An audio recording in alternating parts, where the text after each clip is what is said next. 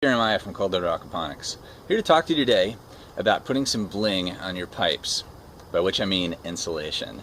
Now this seems like a relatively no-brainer type of an idea. On most aquaponics systems, your PVC piping, or whatever it's made out of, going between your grow beds and your fish tanks, provides a large amount of surface area that's constantly flooded with water in most aquaponics system types. Now, the surface on your PVC piping has a relatively low insulation value. I'm not exactly sure it was, but I'm almost positive it's less than 0.25 R value, which is very low compared to every other component of your aquaponics system if you're building a cold weather system like I recommend. And you would think that everybody would be doing this. I mean, it seems fairly obvious, but I've been to visit a number of systems and I haven't seen insulation on their pipes. So, you know, it seems like I ought to bring it up. But the 0 to hero aquaponics system, which is a relatively low piping style of system, has about 10 feet of exposed piping. Every 1 inch of that 1 inch diameter piping has 3 inches of exposed surface area. For the 10 feet, that leads to 360 square inches of exposed area that has less than 0.25 R value. That's a place where you can lose a lot of heat, so we should insulate. Now I'm going to turn the camera around and I'm going to show you how we do it. So you can see my backyard system here. The water's turned off, which is why it's quiet. It's not usually this quiet. And you can see all the insulation in my piping.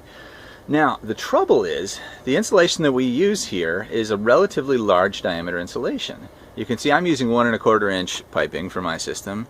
If you have 1 inch piping in your 0 to hero system, you can probably get 1 inch diameter piping insulation at your local lumber yard, which is great. However, once you try to go across an elbow, you're going to find there's going to be some exposed surface area because the elbows are thicker than, that's not a very good example. That's a better example over there. That's actually just ripped. The elbows are thicker than your pipe, and so you may end up having to get thicker insulation.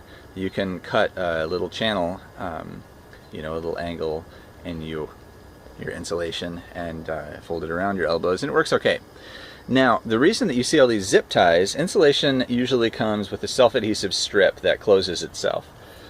However, when it gets really, really cold, like it does in the winter here, that self-adhesive strip eventually just fails. And so you've got to zip tie it to get it to be closed. Now, I didn't do a very good job of this, but when you go to buy your insulation, you should bring your valves, your elbows, and your pipe along so that you can size the insulation appropriately. If you're using larger PVC pipe, you're going to have to go to a plumbing supply store.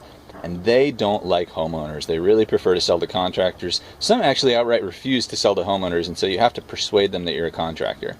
It's not especially hard, but you have to really know what you want, and you have to look, you know, very knowledgeable and like you're impatient with their impatience. I don't know, there's a little bit of an acting to it. You have to be an actor to be in aquaponics. You heard it here, folks. Anyway, so you bring all your stuff along to the plumbing supply store, you show it all to them, and you try out the insulation, because it's not very common that people would be putting insulation on PVC piping. There's just not a lot of applications for that. So they may not know the size that you need, and so you need to try it out. Otherwise you're going to be bringing it home and then returning it and paying restocking fees and all that kind of stuff. So it's relatively simple to do. Insulate your piping, but it's something that for whatever reason not a lot of people do. So it'll save you some energy. Go ahead and insulate your pipes. Thanks a lot.